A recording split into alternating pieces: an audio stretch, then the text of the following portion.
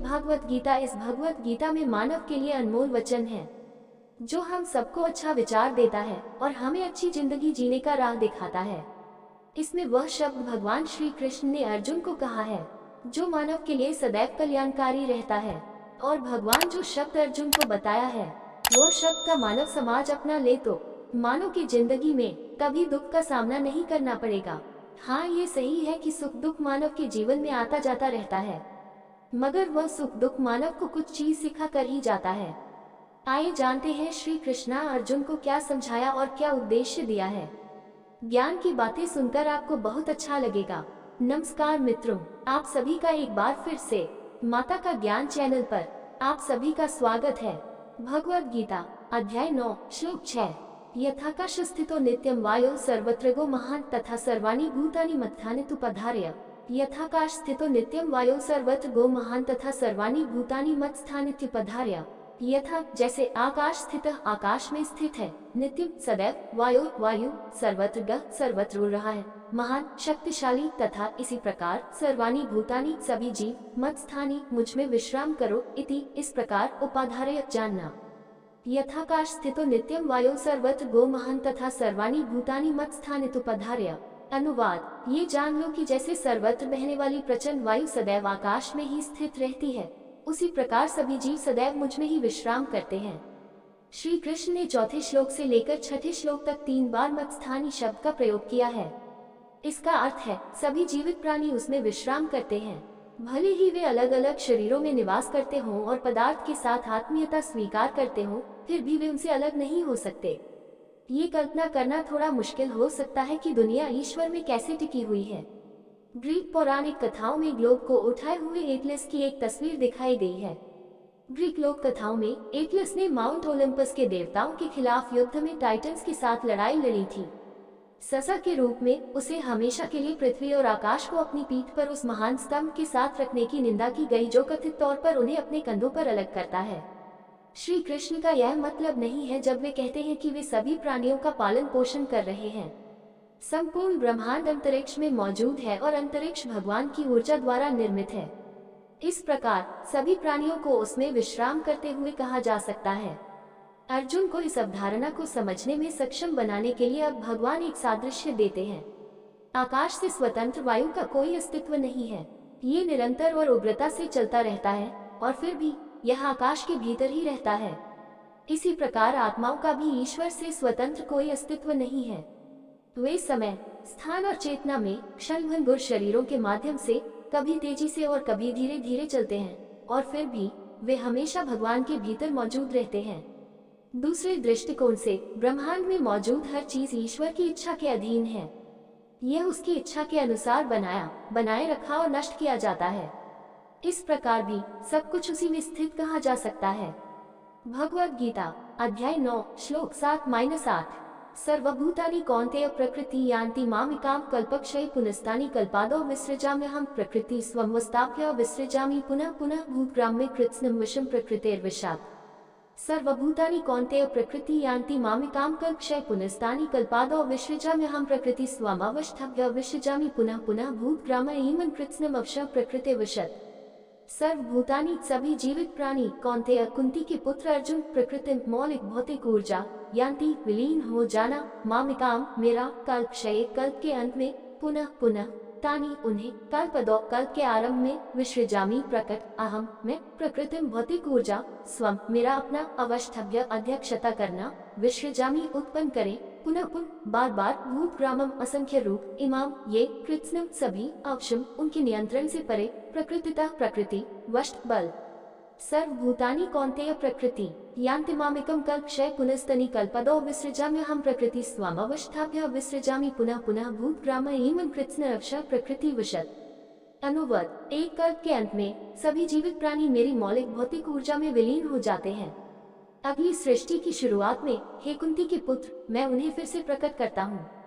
अपनी भौतिक ऊर्जा की अध्यक्षता करते हुए मैं इन असंख्य रूपों को उनकी प्रकृति की शक्ति के अनुसार बार बार उत्पन्न करता हूँ। श्री कृष्ण ने पिछले कुछ श्लोकों में बताया कि सभी जीवित प्राणी उनमें ही निवास करते हैं। ये कथन निम्नलिखित प्रश्न उठा सकता है, जब महाप्रलय महाविनाश होता है और पूरी दुनिया खत्म हो जाती है तो सभी जीवित प्राणी कहाँ जाते हैं? इस प्रश्न का उत्तर इस श्लोक में दिया जा रहा है। पिछले अध्याय में श्लोक 8.17 से 8.19 तक श्री कृष्ण ने बताया कि कैसे सृजन, पालन और विनाशिक दोहराव वाले चक्र का पालन करते हैं। यहाँ कल्पक्षय शब्द का अर्थ है ब्रह्मा के जीवन काल का अंत।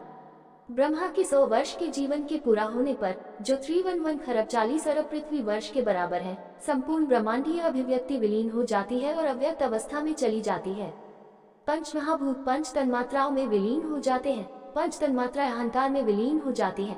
अहंकार महान में विलीन हो जाता है। महान प्रकृति में विलीन हो जाता है, जो भौतिक ऊर्जा का मूल रूप है, और प्रकृति जाता है और सर्वोच्च भगवान महाविष्णु के दिव्य शरीर में विश्राम करता है।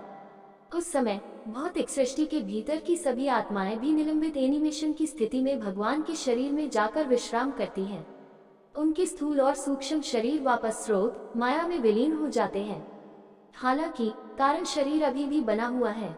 श्लोक 2.28 की टिप्पणी में 3 प्रकार के शरीरों का विस्तार से वर्णन किया गया है। विघटन के बाद जब भगवान फिर से दुनिया का निर्माण करते हैं, तो भौतिक ऊर्जा विपरीत क्रम में प्रकृति, महान अहंकार, पंच तन्मात्रा, पंच महाभूत में खुल जाती है। फिर आत्माएं जो केवल कारण शरीरों के साथ निलंबित एनिमेशन की स्थिति में पड़ी थी, उन्हें फिर से दुनिया में रखा गया है। अपने कारण शरीर के अनुसार उन्हें फिर से सूक्ष्म और स्थूल शरीर प्राप्त होते हैं और ब्रह्मांड में विभिन्न जीवन रूपों का निर्माण होता है। ये जीवन रूप अस्तित्व के विभिन्न स्तरों के बीच प्रकृति में भिन्न भिन्न होते हैं। कुछ ग्रह प्रणालियों में अग्नि शरीर में प्रमुख तत्व है, जैसे पृथ्वी तल में प्रमुख शारीरिक तत्व पृथ्वी और जल हैं। इसलिए शरीर अपनी सूक्ष्मता और उनके द्वारा किए जा सकने वाले कार्यों में भिन्न होते हैं। इस प्रकार श्री कृष्ण उन्हें असंख्य जीवन रूप कहते हैं। भगवद गीता अध्याय 9 श्लोक 9 न च तानि कर्माणि निबध्नन्ति धनंजय न दासीनं सक्तं तेषु कर्मसु न च मम तानि कर्माणि निबध्नन्ति धनंजय उदासीन वदसी न सक्तं तेषु कर्मसु।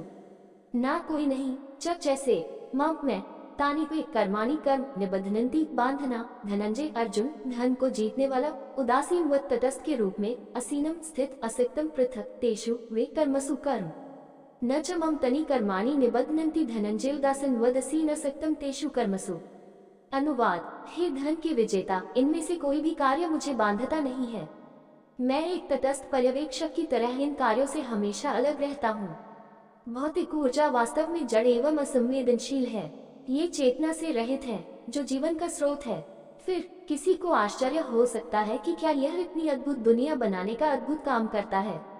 रामायण इसे अच्छी तरह समझाती है। जासु सत्यता तेन जरी माया, भास सत्य मोह सहाय। भौतिक ऊर्जा स्वयं अचेतन है, लेकिन जब इसे ईश्वर से प्रेरणा मिलती है, तो यह ऐसे कार्य करना शुरू कर देता है जैसे कि यह संवेदनशील हो। ये रसोई में चिमटे की तरह है। वे स्वयं निर्जीव हैं, लेकिन शेफ के हाथों में वे जीवित हो जाते हैं और गर्म कटोरे उठाने जैसे अद्भुत काम करते हैं। इसी प्रकार भौतिक ऊर्जा में स्वयं कुछ भी करने की शक्ति नहीं है। जब ईश्वर संसार की रचना करना चाहता है, तो वह भौतिक ऊर्जा पर दृष्टि डालता है और उसे चेतन करता है। ध्यान में रखने योग्य मुख्य विचार यह है कि यद्यपि सृष्टि की प्रक्रिया ईश्वर की इच्छा और प्रेरणा से चलती है, वह भौतिक ऊर्जा के कार्य से अप्रभावित रहता है। वह अपनी हलांदिनी शक्ति, आनंद देने वाली शक्ति के कारण अपने व्यक्तित्व में सदैव आनंदित और अविचलित रहते हैं। इसलिए वेद उसे कहते हैं नात्माराम, जिसका अर्थ है वह जो बाहरी सुखों की आवश्यकता के बिना स्वयं में आनंदित रहता है। ये समझाने के बाद कि वह प्रभावित है, भगवान अब बताते हैं कि वह कर्ता और पर्यवेक्षक है। भगवद गीता अध्याय 9 श्लोक 10 मया मुख्येन प्रकृति सुयते सचराचरं विकासेनेन कौन्तेय जगद् विपरिवर्ते। मयाध्यक्षेन प्रकृति सुयते सचराचरं हेतुनानेन कौन्तेय जगद् विपरिवर्ते।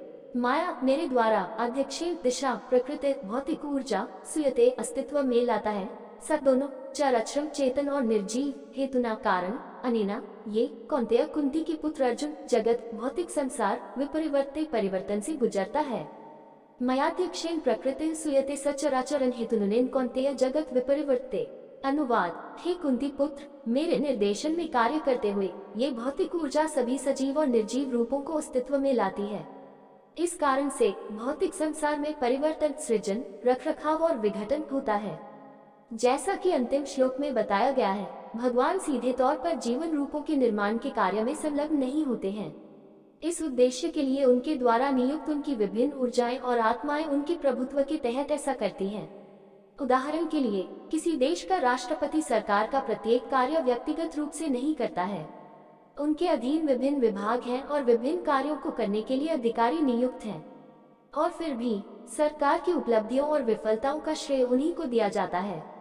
ऐसा इसलिए है क्योंकि वह अपने अधिकार क्षेत्र के तहत कार्य करने के लिए सरकारी अधिकारियों को मंजूरी देता है। इसी प्रकार प्रथम जन्मे ब्रह्मा और भौतिक ऊर्जा जीवन रूपों के निर्माण और अभिव्यक्ति के कार्य को पूरा करते हैं। चूंकि वे ईश्वर की मंजूरी के तहत काम करते हैं, इसलिए उन्हें निर्माता भी कहा जाता है। दोस्तों, ऐसे ही और कहानी सुनना या देखना चाहते हैं तो डिस्क्रिप्शन में लिंक मिल जाएगा, आप वहां जाकर देख सकते हैं। और आपसे निवेदन है कि यह वीडियो आपको अच्छा लगा हो तो लाइक शेयर सब्सक्राइब जरूर करें। धन्यवाद।